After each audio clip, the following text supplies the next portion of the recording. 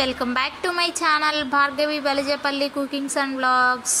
ఈరోజు మన వీడియోలో చాలా ఈజీ అండ్ సింపుల్ వేలో చేపల ఫ్రైని ఎలా చేసుకోవాలో చూపిస్తాను. ఎక్కువగా చేపల ఫ్రై చాలామంది డీప్ ఫ్రై చేస్తూ ఉంటారు కదా, అలా డీప్ ఫ్రై లేకుండా ఈరోజు నేను తవా ఫ్రై చూపిస్తాను అన్నమాట. చాలా ఈజీగా ఎవరైనా చేసేయగలుగుతారు. మరి వీడియోని ఎక్కడా స్కిప్ చేయకుండా ఎండ్ వరకు చూసారంటే మీకు స్టెప్ బై స్టెప్ అర్థమవుతుంది. మరి ఇంకెందుకు లేటు, వీడియోలోకి వెళ్ళిపోదాం. ముందుగా ఈ ఫిష్ ఫ్రై చేసుకోవడం కోసం ఒక ప్లేట్ తీసుకొని అందులోకి మ్యారినేషన్ కోసం 1 టీ స్పూన్ సాల్ట్ వేసాను. అలాగే ఒక 1/2 టీ స్పూన్ పసుపు, అలాగే ఒక 2 టీ స్పూన్ల వరకు కారం వేసాను. మీ కారానికి తగినట్టు చూసుకొని కారం వేసుకోండి. అలాగే ఒక 1.5 టీ స్పూను ధనియాల పొడి కూడా వేసుకోవాలి. ఈ ధనియాల పొడి కూడా వేసిన తర్వాత ఇందులోకి గరం మసాలా పొడి కూడా వేసుకోవాలి. మీ దగ్గర ఉంటే ఫిష్ ఫ్రై మసాలా పొడి కూడా వేసుకోవచ్చు.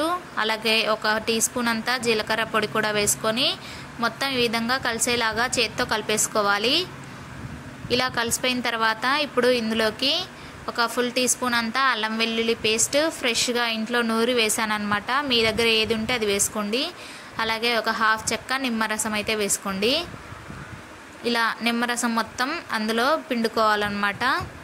చిన్నదైతే ఒక ఫుల్ తీసుకోండి, ఒక మీడియం సైజ్ది అయితే 1/2 తీసుకోండి. అలాగే ఒక 1 టీ స్పూన్ అంతా ఆయిల్ కూడా వేసుకోవాలి. అలాగే ఒక 2 టీ స్పూన్ల వరకు కార్న్ఫ్లోర్ కూడా వేసుకోండి. కార్న్ఫ్లోర్ లేని వాళ్ళు బియ్యం పిండి కానీ మైదా పిండి కానీ వాడుకోవచ్చు. అదే టేస్ట్ వస్తుందండి, టేస్ట్ ఏమీ మారదు. కాకపోతే కోటింగ్ కోసం మనం పిండి అనేది వేస్తాము. ఇలా మొత్తం కలిసేంత వరకు చేత్తో ఈ విధంగా కలిపేసుకోవాలి. ఇలా మొత్తం కలిసిపోయిన తర్వాత ఫిష్ పీసెస్ నేను ఒక 6 అయితే తీసుకున్నాను. మీకు ఎన్ని కావాలంటే అన్ని తీసుకొని ఆ క్వాంటిటీకి తగినట్టు మసాలాని ప్రిపేర్ చేసుకోండి. ఇప్పుడు ఈ ఫిష్ పీసెస్కి నేను వీడియోలో చూపిస్తున్నట్లుగా మసాలా మొత్తం పట్టేలాగా కలుపుకోవాలన్నమాట. మరీ ఎక్కువ పూసేయద్దు, మసాలా లైట్గా అప్లై చేసుకుంటే అప్పుడే మనకి టేస్ట్ బాగుంటుంది. ఇక్కడ నేను ఒక 1/2 కిలో కొరమీన్ ఫిష్ అయితే తీసుకున్నాను. మీరు ఏ ఫిష్ అయినా తీసుకోవచ్చు. ఫిష్ని నీట్గా మంచిగా ఉప్పు పసుపు వేసి కడుక్కొని తీసుకోవాలన్నమాట. ఇలా మొత్తం పట్టించిన తర్వాత దీనికి మూత పెట్టుకొని ఒక 2-3 అవర్స్ పక్కన పెట్టుకుంటే ఫిష్ ఇంకా బాగుంటుందన్నమాట. ఈ చేప వేపుడు అనేది నేను ఇక్కడ ఫ్రిడ్జ్లో అయితే పెట్టాను. మీరు ఫ్రిడ్జ్లో అయినా పెట్టుకోవచ్చు, లేదా నార్మల్గా అయినా బయట పెట్టుకోవచ్చు. చూసారా, ఇక్కడ మ్యారినేషన్ చేసి చూపిస్తున్నాను. ఒక 2 అవర్స్ తర్వాత ఫ్రిడ్జ్లోంచి తీసి ఒక 10 నిమిషాలు పక్కన పెట్టాను అనమాట. ఇప్పుడు స్టవ్ పైన ఒక ఐరన్ ప్యాన్ అయితే పెట్టుకోండి. నాన్ స్టిక్లో కూడా బాగానే ఉంటుంది, కానీ ఐరన్లో చేస్తే టేస్ట్ చాలా బాగుంటుంది. ప్యాన్ కొంచెం హీట్ అయిన తర్వాత ఇందులోకి ఒక 2 టీ స్పూన్ల వరకు ఆయిల్ యాడ్ చేస్తున్నాను. 1 టీ స్పూన్ అయితే సరిపోతుందండి, కాకపోతే నేనే 2 టీ స్పూన్లు అయితే యాడ్ చేశాను. మీరు ఇక్కడ 1 టీ స్పూన్ యాడ్ చేసుకోండి, సరిపోతుంది.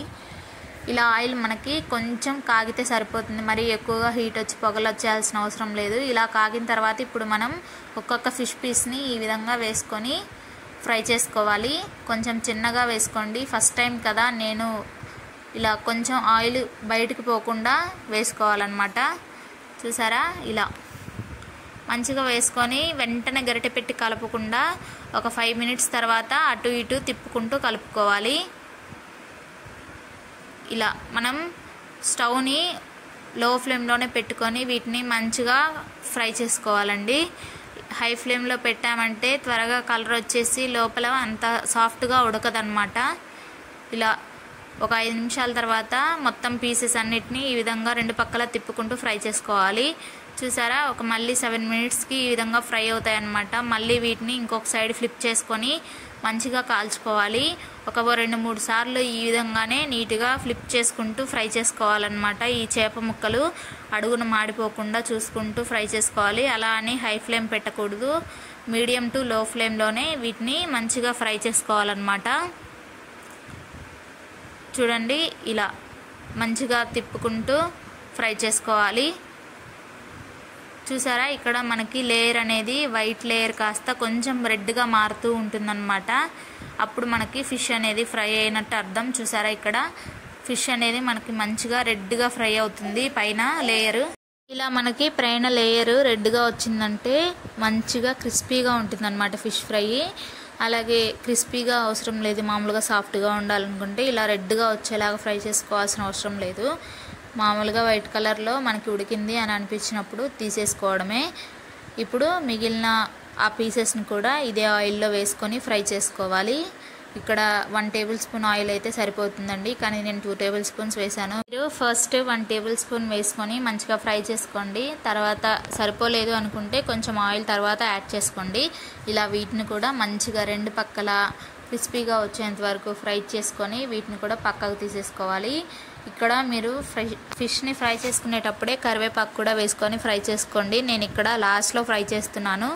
మీ ఇష్టం అండి, ఎలాగైనా చేసుకోవచ్చు. ఫిష్తో పాటు అయినా ఫ్రై చేసుకోవచ్చు, మామూలుగా లాస్ట్లో విడిగా అయినా ఫ్రై చేసుకొని మనం దీన్ని ఆయిల్లోంచి ఈ విధంగా పక్కకు తీసేసుకోవచ్చు. ఫిష్తో పాటు ఫ్రై చేసుకుంటే ఫిష్కి మంచిగా కరివేపాకు ఫ్లేవర్ అనేది పడుతుంది. నాకు గుర్తులేదు, అందుకే వేయలేదన్నమాట.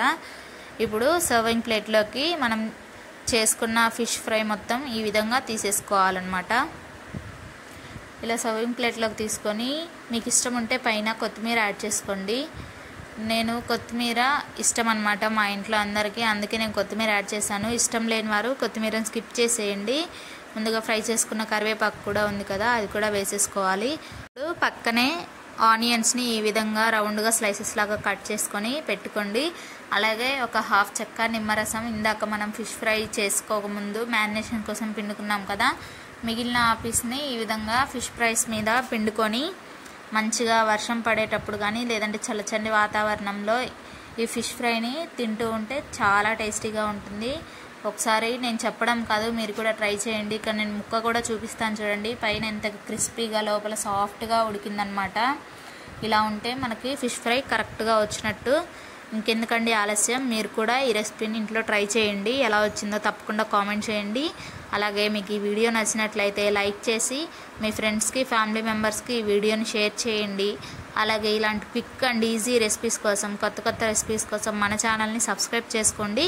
అలాగే మీకు ఏ రెసిపీ కావాలో కూడా కింద కామెంట్ సెక్షన్లో కామెంట్ చేయండి. అంతేనండి ఈ వీడియో. Bye bye.